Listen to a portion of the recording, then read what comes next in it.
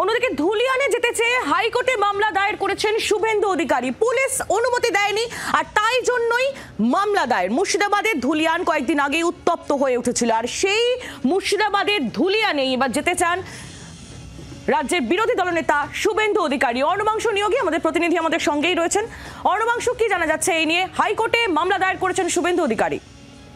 দেখো, শুভেন্দু অধিকারী ধুলিয়ান যাওয়া নিয়ে চরম আপত্তি রয়েছে রাজ্যের বক্তব্য খুব স্পষ্ট। তিনি সামান্য একজন বিধায়ক, কোনো সাংবিধানিক পোস্ট নয়, একটা শুধুমাত্র বিধায়ক তিনি। তার এই মুহূর্তে যাওয়া কোনো প্রয়োজন নেই, সেখানে কেন্দ্রীয় বাহিনী রয়েছে, তারা কিন্তু দেখভাল করছেন।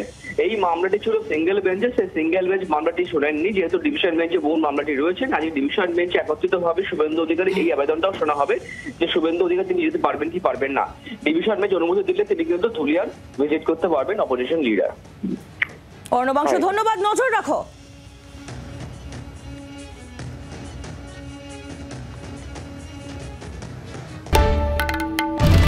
বাংলার আওয়াজ, বাঙালির আবেগ, জি 24 ঘন্টা।